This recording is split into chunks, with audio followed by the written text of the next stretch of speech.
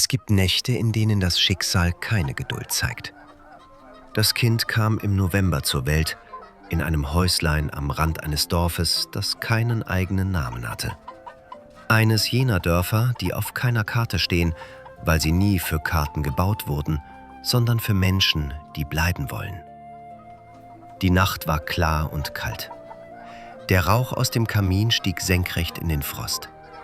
Drinnen das Feuer, der Atem der Hebamme, das nasse Geräusch eines neugeborenen Körpers, der sich zum ersten Mal streckt. Die Hebamme legte das Kind in die Schale warmen Wassers und schwieg.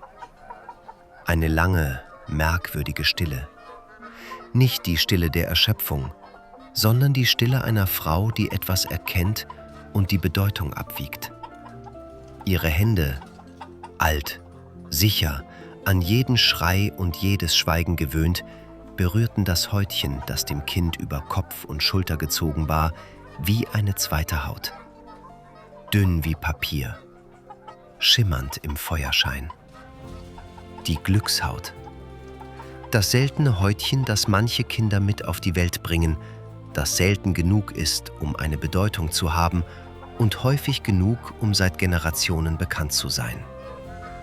Das Kind, das damit geboren wird, hat Glück in sich. Nicht das Glück des Moments, das Tiefere, das sich nicht erschöpft, das sich durch Schichten frisst, die andere nicht durchdringen. Das Glück, das Türen öffnet, die für andere verschlossen sind. Die Hebamme sagte es, leise, fast beiläufig.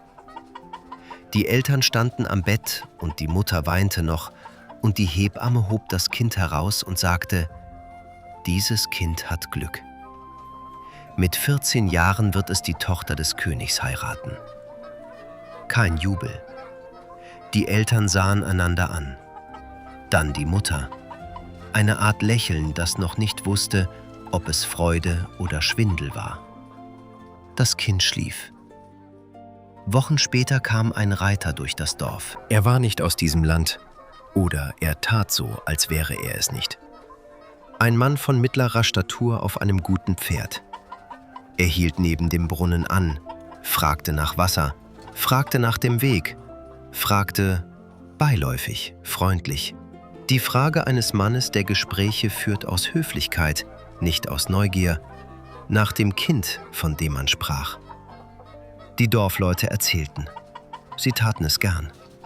Ein Glückskind unter ihnen, eine Weissagung, die Tochter des Königs. Das war das Gespräch des Winters. Der Reiter hörte zu. Er schaute dabei nicht auf das Kind in der Krippe.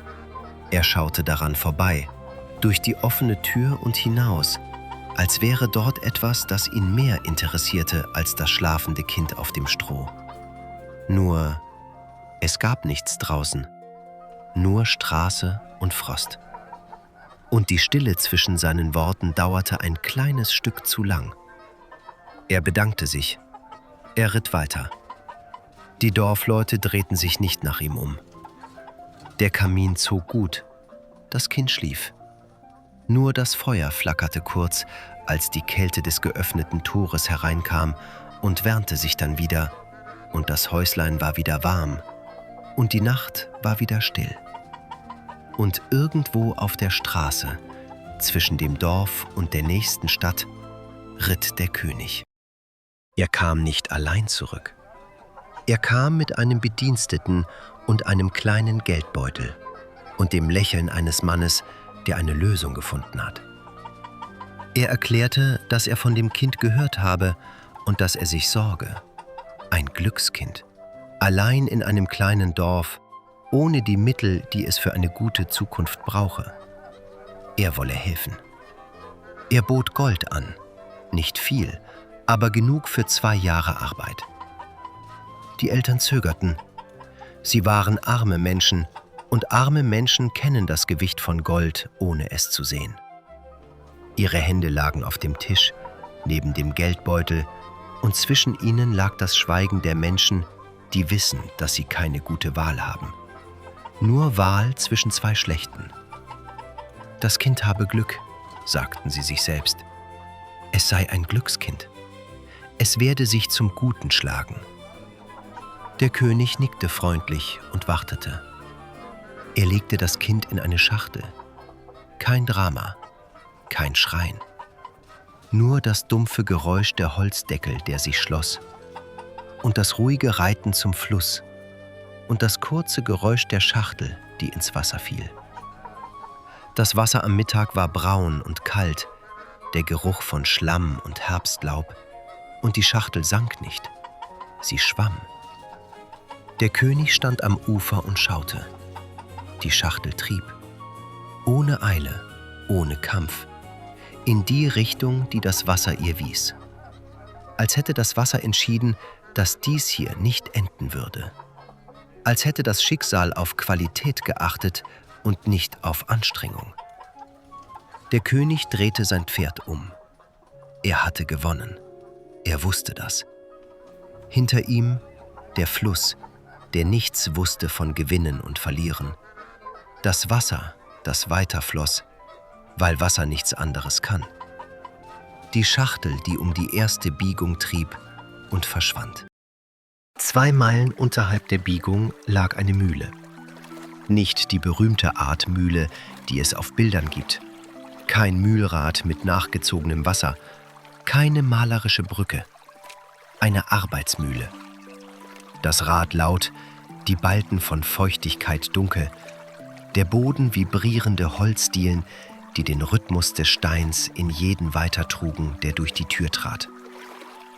Der Geruch von Mehl und nassem Holz. Getreide, das wartet. Der Müllersbursche sah die Schachtel am Wehr. Er zog sie heraus, öffnete den Deckel.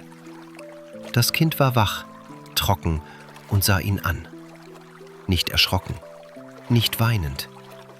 Es sah ihn einfach an, mit den Augen eines Wesens, das noch nicht weiß, dass es Grund hätte, Angst zu haben. Er trug es in die Mühle zur Müllersfrau. Sie nahm es, sofort, ohne Frage. Keine Überlegung, kein Zögern. Einfach. Die Arme, die sich ausstreckten, bevor sie überhaupt nachgedacht hatte. Sie drückte das Holz der nassen Schachtel zuerst an die Brust, bevor sie das Kind herausnahm, als müsste auch das Holz festgehalten werden, das es getragen hatte. 3 Fehlgeburten hatte sie gehabt.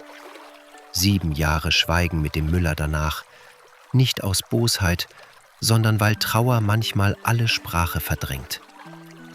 Sie hatte aufgehört zu beten. Dann war dies. Die nächsten 14 Jahre Mühle, Mehl, Morgen, Abende. Das Mahlrad, das nie aufhörte.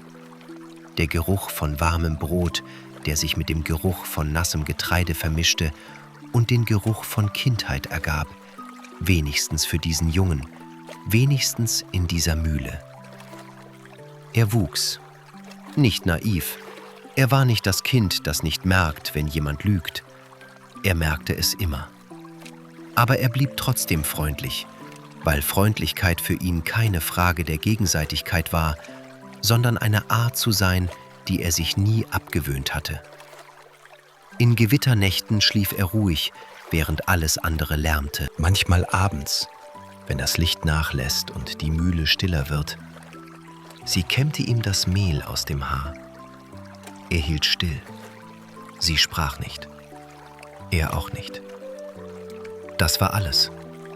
Aber es war das, was er mit sich trug, wenn er nachher allein war. Er hatte nie gefragt, woher er kam. Einmal, als er noch klein war, hatte er neben dem Müller gestanden und die Hände verglichen.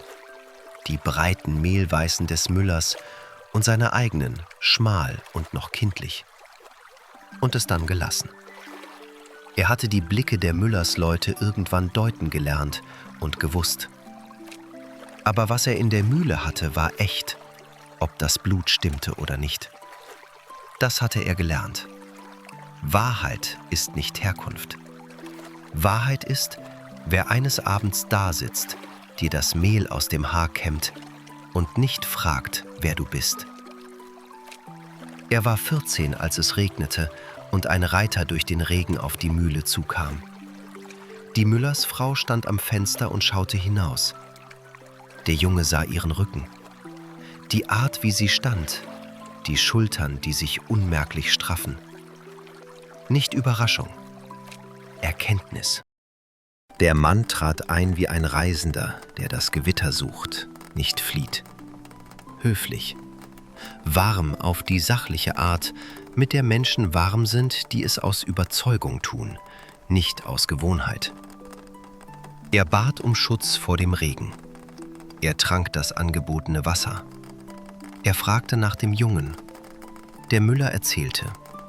Ein Findling, am Wehr aufgezogen, gutes Kind, fleißig. Der König hörte zu mit dem Gesicht eines Mannes, der etwas prüft. Dann, er habe einen Brief an die Königin zu überstellen und es gebe keinen zuverlässigeren Boten als ein junges Bein. 2 Goldstücke dazu. Ein freundliches Angebot. Die Worte lagen wie etwas, das keine Form hat und trotzdem Gewicht. Der Junge nickte. Er nahm den Brief. Beim Überreichen schaute der König nicht in seine Augen. Er schaute über ihn hinweg, auf die Wand dahinter, als wäre der Junge bereits ein Punkt auf einem Weg, kein Mensch, der ihn ansah. Der Junge steckte den Brief in die Tasche. Er steckte ihn neben etwas anderes, das, was die Müllersfrau ihm in die Hand drückte, als er an ihr vorbeigehen wollte. Einen Knopf, silbern, abgeschabt, von ihrer eigenen Jacke abgetrennt. Die schnellen Finger, die ihn vorher abgetrennt hatten, er hatte es nicht gesehen, aber er sah die offene Naht an ihrer Jacke, die kleine Lücke, wo etwas fehlte, das dagewesen war. »Damit du weißt, wo du herkommst«, sagte sie. Schnell, ohne Pause, ohne ihn anzusehen, schon dabei, sich umzudrehen. Er steckte den Knopf in die andere Hosentasche, die tiefe Tasche. Der Regen hatte aufgehört, als er die Mühle verließ. Er ging die Straße hinunter. An der Kurve drehte er sich um. Die Müllersfrau stand in der Tür. Die offene Naht an ihrer Jacke, die mehlweißen Hände, die losließen, was sie nicht halten durfte. Er sah sie. Sie sah ihn. Dann war die Kurve da und er war weg. Er verirrte sich noch vor der Dämmerung. Der Wald schloss sich um ihn zusammen. Kein dramatisches Verschmelzen, nur die Pfade wurden weniger, das Licht zwischen den Bäumen wurde gleich aus allen Richtungen und irgendwann wusste er nicht mehr, aus welcher Richtung er gekommen war. Er ging weiter. Licht. Ein kleines Häuschen tief im Wald, das Licht aus dem einzigen Fenster warm und falsch in dieser Dunkelheit. Eine alte Frau am Feuer, die aufsah, als er eintrat und sofort sagte: »Geh wieder fort, Junge, das ist ein Räuberhaus. Wenn die Männer zurückkommen, bringen sie dich um.« Er war zu müde, um Angst zu haben. Er legte sich auf eine Bank und schlief ein. Die Räuber kamen kurz nach Mitternacht. Groß, laut, der Geruch von Männern, die selten in Häusern schlafen. Rauch und Fett und das Knistern eines Feuers, das zu groß für den Raum ist. Sie fanden ihn auf der Bank. Einer rüttelte ihn. Er wachte nicht auf. Sie nahmen den Brief, brachen das Siegel, lasen. Stille. Der Anführer hielt den Brief und las ihn ein zweites Mal, als würde er darauf warten, dass sich die Worte ändern. Der Brief war klar. Dieser Junge ist anzuhalten. Sofort. Mit dem Leben zu bezahlen für das, was er nicht getan hat. Der Anführer schwieg lange. Er war kein guter Mensch. Er griff nach Feder und Tinte. Das Kratzen auf dem Pergament war das lauteste Geräusch in dieser Nacht. Lauter als die Schritte der Männer draußen, lauter als das Knistern des Feuers. Während der Junge schlief, schrieben die Räuber ihm ein neues Leben. Der neue Brief sagte: Der Überbringer ist sofort mit der Tochter des Königs zu vermählen. Morgens wachte er auf. Der Brief lag neu neben ihm auf der Bank. Die alte Frau gab ihm Brot, das niemand angeboten hatte, und er bedankte sich. Die Räuber sagten ihm den richtigen Weg. Er ging. Das Atemgeräusch eines Schlafenden, ruhig, gleichmäßig, lag noch in der Luft, als er das Häuslein hinter sich ließ. Er hatte keine Ahnung, was in dem ersten Brief gestanden hatte. Er würde es nie erfahren, weil er nie gefragt hat. Die Hochzeit war groß und prächtig, weil der Brief es so sagte, und die Königin tat wie befohlen. Der Junge, nun kein Junge mehr, fast, aber noch nicht angekommen in dem Mann, der er werden würde, heiratete die Prinzessin an einem Morgen, an dem der Frost noch in den Gängen des Schlosses hing und das Licht durch hohe Fenster schräg auf den Steinboden fiel. Die Prinzessin schaute ihn an, die Art, wie man jemanden anschaut, den man noch nicht kennt und bereits einschätzt. Er schaute zurück.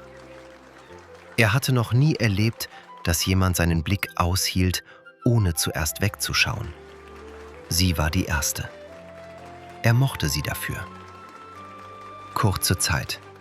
Die Abende, die ruhig waren. Die Art, wie sie beide am Feuer saßen und manchmal gar nichts sagten. Und das Schweigen war nicht leer, weil beide wussten, dass es für den anderen da war.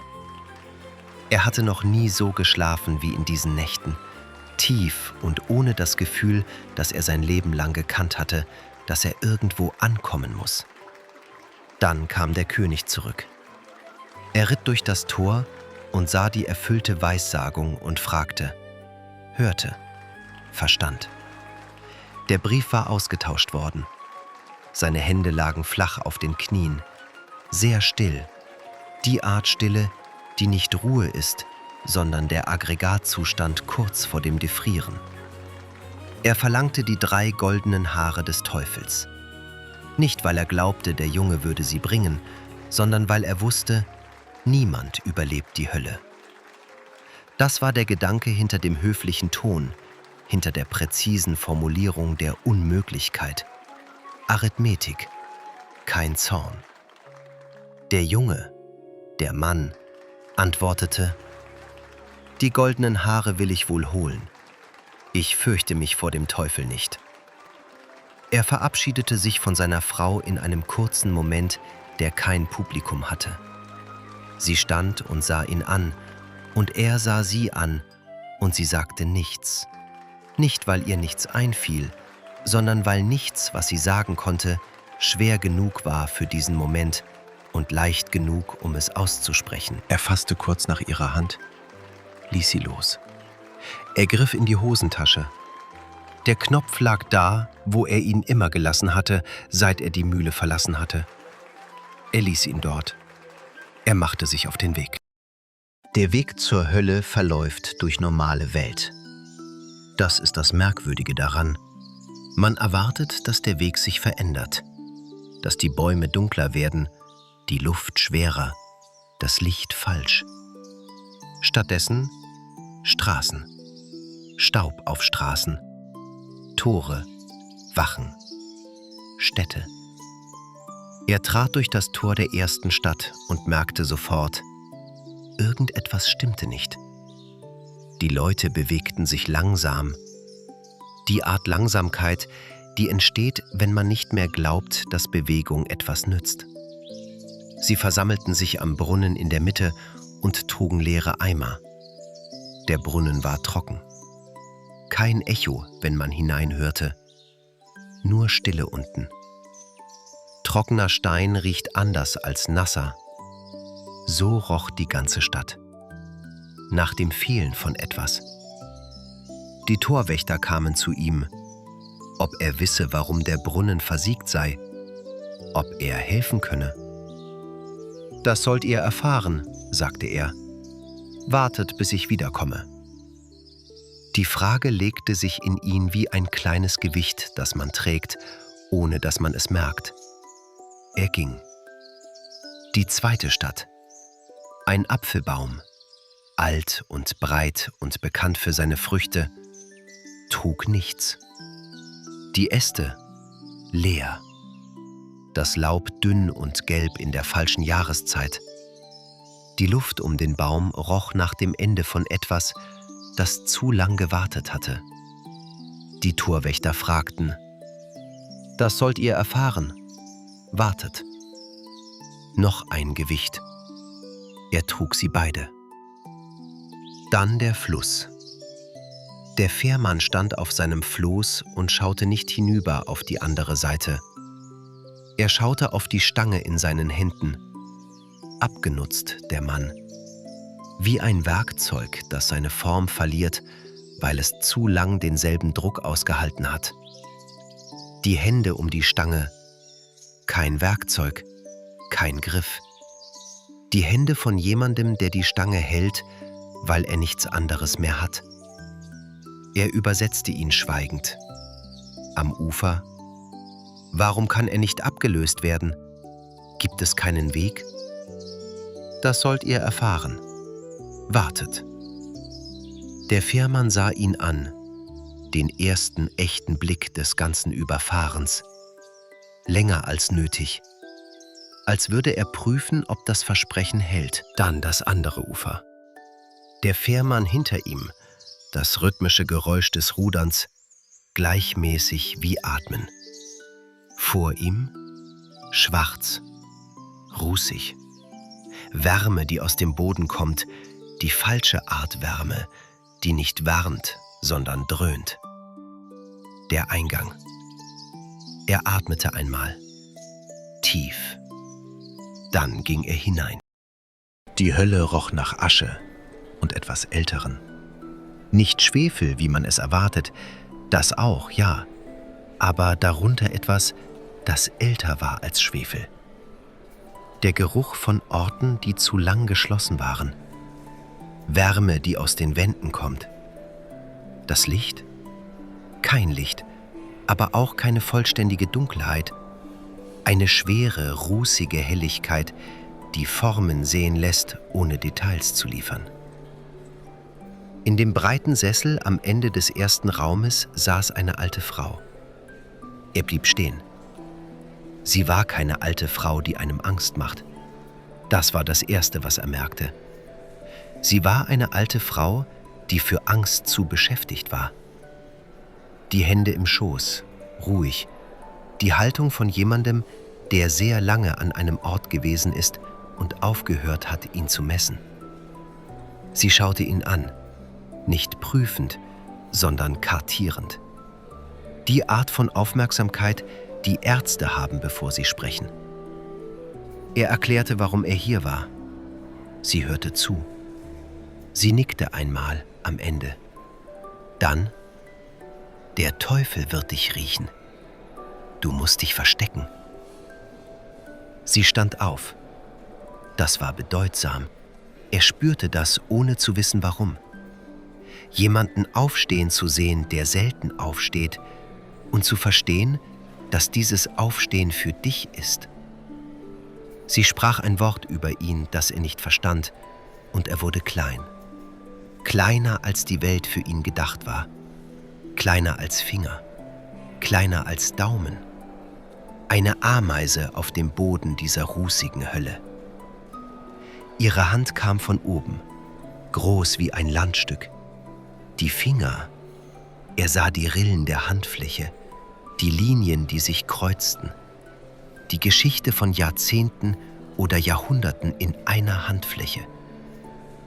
Sie hob ihn auf, trug ihn zu ihrem Rock, und die Falten des Rockes nahmen ihn auf, warm und dunkel und nach Asche riechend und nach etwas Älterem, das er nicht benennen konnte. Er saß in den Falten des Rockes der Großmutter des Teufels und wartete. Das Licht. Weg. Die Welt. Stoff und Wärme und das Dröhnen von irgendwo. Er konnte nicht hören, was gesagt wurde, nur die Vibration der Stimmen. Brummen, das er in den Knochen spürte, nicht als Wörter. Dann Schritte. Das Haus zitterte. Das war keine Metapher. Das Holz zitterte wirklich. Die Dielen, die Vibration durch die Falten des Rockes in seine Ameisenbeine. Schritte, die zu schwer waren für das, was sie trugen, weil das, was sie trugen, größer war als sein Körper. Ich riech Menschenfleisch. Die Stimme dröhnte durch die Falten. Das war Wut und Hunger gleichzeitig, aber nicht die aufgeregte Art Wut. Die Wut von jemandem, dem etwas zusteht und der es nicht findet. Die Großmutter antwortete, ruhig. Die Vibration ihrer Stimme war anders als die des Teufels, kleiner, sachlicher, mit dem Klang von jemandem, der diese Konversation schon sehr oft geführt hat und sie nicht interessant findet. Er konnte die Wörter nicht hören, aber er spürte das Muster. Vorwurf, Beschwichtigung, Frage, Ablenken. Die Struktur eines Haushalts, der Regeln hat. Der Teufel aß. Er hörte die Geräusche. Schüssel auf Tisch, Löffel, Schlucken. Das begleitende Schweigen von jemandem, dem das Essen das Wichtigste ist. Dann das Schwere. Das Schwere, das sich neben ihn setzte. Nein, das Gewicht, das sich in den Schoß der Großmutter des Teufels legte. Der Teufel, der nach Hause kam und den Kopf in ihren Schoß legte wie ein Kind, das müde ist. Das war pervers und vertraut gleichzeitig. Und die Großmutter ließ ihn, weil das ihre Routine war. Der Junge als Ameise in den Falten des Rockes, der den Atem anhielt, als ob das irgendetwas nützen würde. Das Dröhnen des Teufels, tiefer jetzt, langsamer.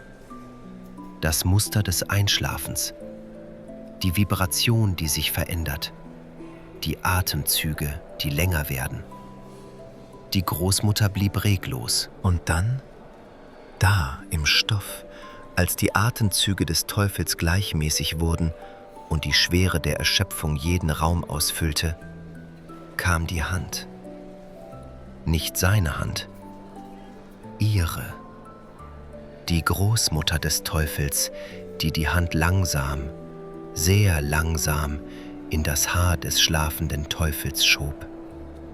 Hielt inne. Einen Herzschlag. Dann das Reißen. Das erste Haar kam mit einem Ruck, kurz und entschlossen. Der Teufel schreckte auf. Die Vibration seines Aufschreis durch den Stoff, nicht Schmerz, Überraschung. Er hob den Kopf aus dem Schoß und fragte, was das sei. Die Großmutter sagte, ich habe geträumt. Geträumt. Von einem Brunnen in einer Stadt. Ein schöner Brunnen, der Wein sprudelte und nun versiegt ist. Was könnte das bedeuten? Der Teufel ließ sich zurück in den Schoß fallen, genervt. Der Ton von jemandem, den die Unwissenheit anderer mehr beschäftigt, als Neugier ihn je könnte. Wenn sie's wüssten. Unter dem Stein des Brunnens sitzt eine Kröte. Man nehme sie heraus, der Wein fließt wieder. Schlicht, offensichtlich. Er schlief ein. Die Großmutter blieb still. Das erste goldene Haar lag in ihrer Handfläche, dünn wie ein Faden, glänzend wie etwas, das nie vergessen hat, was es war. Sie legte es auf den Tisch. Ein kleines, leuchtendes Ding im Rußlicht der Hölle. Der Junge in den Falten des Rockes hörte zu, prägte ein, bewegte sich nicht. Das zweite Haar. Eine längere Pause diesmal. Die Großmutter ließ den Teufel tiefer schlafen, ließ ihn ins Gleichmäßige sinken, das der Schlaf hat, wenn er sich sicher glaubt. Dann die Hand, langsam, das Haar zwischen den Fingern. Der zweite Ruck, schärfer. Der Teufel fuhr hoch, Zorn in der Stimme, die Vibration jetzt nicht mehr Überraschung, sondern Empörung. Was das soll? Die Großmutter ruhig. Ich habe wieder geträumt. Ein goldener Apfelbaum, der keine Früchte trägt. Eine schöne Sache, die aufgehört hat, das zu sein, was sie war. Warum könnte das so sein? Der Teufel. An der Wurzel nagt eine Maus. Man töte sie. Der Baum trägt wieder. Er wandte den Kopf, presste ihn zurück in den Schoß. Er war erschöpft. Erschöpft und unbeeindruckt von der Unwissenheit der Welt. Er schlief ein. 2 goldene Haare auf dem Tisch. Der Junge hörte. Er prägte die Antwort ein, die Art, wie man etwas einprägt, das man tragen muss, weil niemand anderes es trägt. Das 3. Haar. Die Großmutter wartete länger. So lang, dass das Schnarchen des Teufels monoton geworden war. Ein Rhythmus, der sich verselbstständigt hatte. Das Schnarchen eines Schlafenden, dem kein Traum kommt. Erst dann die Hand, die sich in das Haar schob, langsam wie Wasser, das sich einen Weg sucht. Der 3. Ruck. Dieses Mal erwachte der Teufel mit Wut. Er richtete sich auf, und die Vibration durch den Stoff war jetzt Körpergewicht und Lautstärke. Die Stimme des Teufels, wenn er wirklich zornig ist. Kein Dröhnen mehr, ein Schlag. Er war 3-mal aufgewacht. 3-mal dieser Unsinn. Er wollte wissen, was das soll, und diesmal klang er nicht nach jemandem, der eine Antwort akzeptiert. 3 Träume, sagte die Großmutter. Was soll ich dagegen machen? Sie ließ ihm Raum, und der Raum war größer als der Zorn, weil Raum für den Zorn immer stärker ist als Gegenwehr. Sie bat: Dieser 3. Traum, ein Fährmann an einem Fluss. Ein Mann, der schon so lang rudert, dass er vergessen hat, warum. Was müsste er wissen, um frei zu sein? Der Teufel knurrte. Er war wütend, aber auch, er wusste die Antwort. Die Antwort war einfach. Er gab sie, weil es schneller war als der Zorn.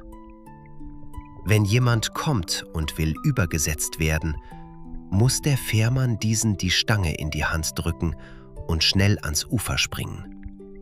Dann ist der andere dran. So ist es immer so gewesen. Hat es ihm niemand gesagt? Die Großmutter besänftigte ihn. Die Stimme, die das tat, kein Bitten, kein Schmeicheln. Die ruhige Sicherheit von jemandem, der einen Menschen kennt. Zu gut. Viel zu gut. Und genau weiß, welche Worte ihn zurückbringen in den Schlaf. Sie kannte ihn. Das war keine Liebe. Das war etwas Älteres als Liebe und schwerer zu benennen. Er legte den Kopf zurück. Er schlief ein. Diesmal Stille. Die Großmutter saß, die Hände im Schoß. 3 goldene Haare auf dem dunklen Tisch. Sie glänzten, weil Dinge, die aus Teufeln kommen, immer glänzen, auch wenn man es nicht will. Ein Atemzug. Länger als die anderen. Die Großmutter legte einen Finger auf die 3 Haare. Kalt. Alle 3. Das hatte sie nicht erwartet. Morgens verließ der Teufel das Haus. Sein Abgang, das Grollen einer Präsenz, die sich entfernt. Die Schritte, die das Haus langsam aufhören ließen zu zittern. Dann Stille einer anderen Art. Die Stille eines Raumes, der geatmet hat und nun ausatmet. Die Großmutter hob die Hand. Er wurde wieder groß. Es war kein angenehmer Vorgang, das Größerwerden, als würde der Körper sich an sich selbst erinnern müssen. Aber dann war er wieder er selbst, auf dem Boden der Hölle. im Rußlicht des Morgens, das durch die kleinen Fenster fiel und falsch aussah. Zu dünn für das, was Morgenlicht bedeuten sollte, ein Licht, das nicht wusste, wohin es gehörte. Die Großmutter stand auf. Wieder das Aufstehen, das bedeutsam war. Sie legte ihm die 3 goldenen Haare in die Hand, dünn und leicht. Das war das Merkwürdige, sie wogen nichts. 3 Haare vom Kopf des Teufels, für die er in die Hölle gegangen war, und sie lagen in der Handfläche wie nichts. Aber sie glänzten, das taten sie. Er hatte alles gehört, sagte sie. Ja, sagte er. Dann kannst du deiner Wege ziehen. Er wollte etwas sagen. Ein Satz, der aufging, nicht Dankbarkeit nur, sondern die spezifische Schwere des Moments, das Gefühl, dass man einem Menschen gegenübersteht, dem man etwas schuldet, das kein Geld begleicht und das kein Wort ganz ausdrückt. Er fand den Satz nicht. Er sagte: Ich danke euch. Nur das.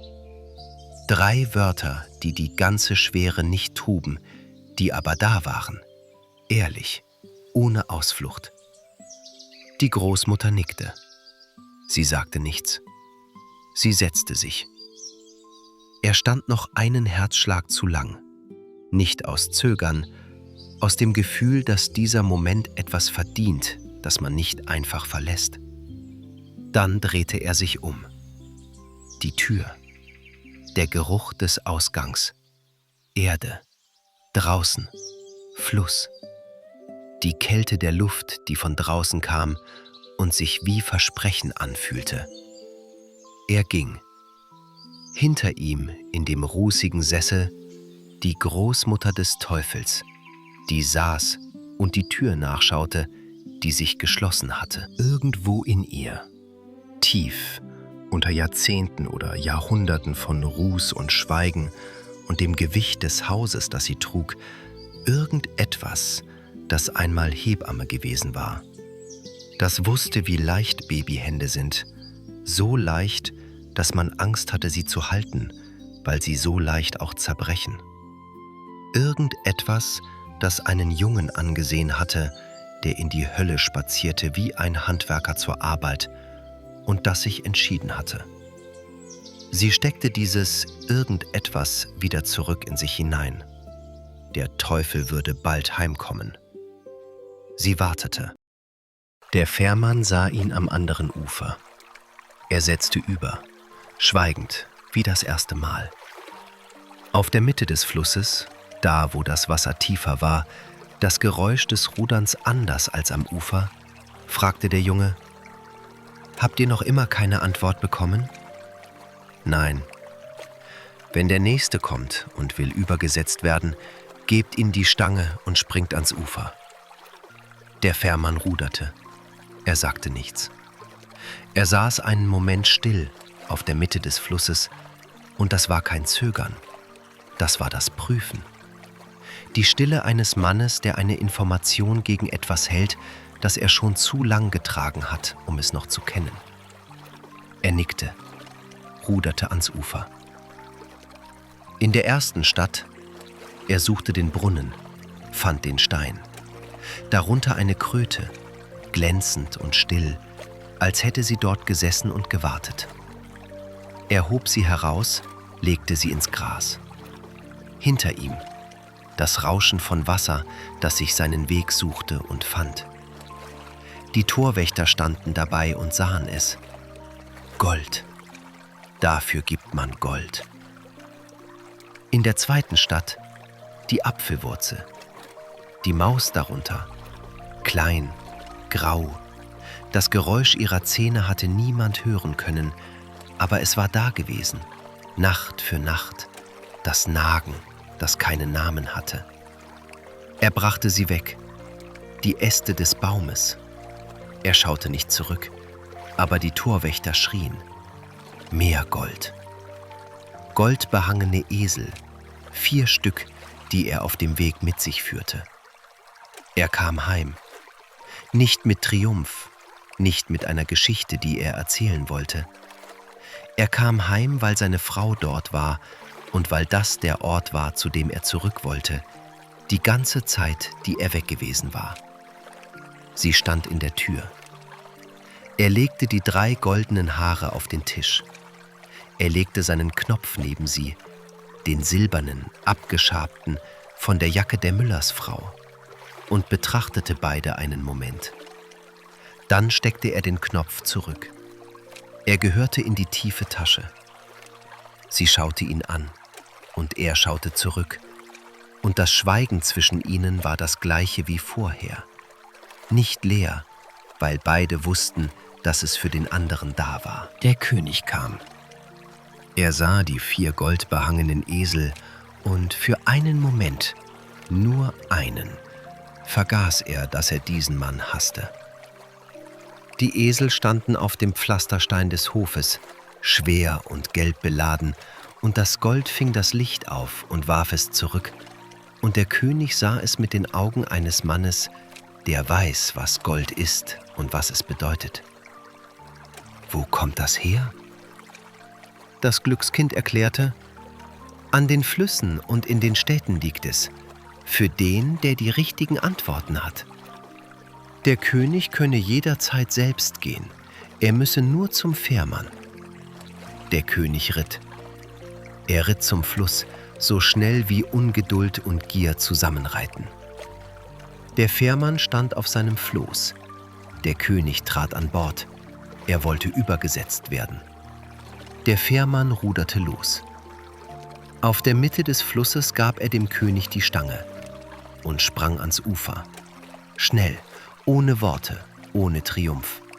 Nur ein Sprung, der jahrelang vorbereitet worden war, und einer, der ihn aufnahm, und der Boden unter den Füßen des Fährmanns war fest, und der Fährmann stand auf dem Ufer und war frei. Auf dem Wasser der König, die Stange in den Händen, das Floß, das unter ihm trieb, weil Wasser nicht aufhört zu fließen, nur weil jemand darauf steht. Er ruderte, er musste. Das ist die Art, wie Schicksal sich vollendet. Nicht mit Knall und Blitz, sondern mit einem Mann und einer Stange auf einem Fluss, an einem gewöhnlichen Nachmittag, während das Wasser weiterfloss. Fährt er wohl noch? Was denn? Es wird ihm wohl niemand die Stange abgenommen haben. Wenn dich diese Geschichte berührt hat, dann bist du genau richtig hier. Regelmäßig erwacht ein neues Märchen zum Leben. Neue Stimmen, neue Welten. Abonniere diesen Kanal, damit du keines davon verpasst. Und wenn du jemanden kennst, dem diese Geschichte gefallen hätte, teil sie mit ihm. Manche Geschichten sind zu schön, um sie alleine zu hören,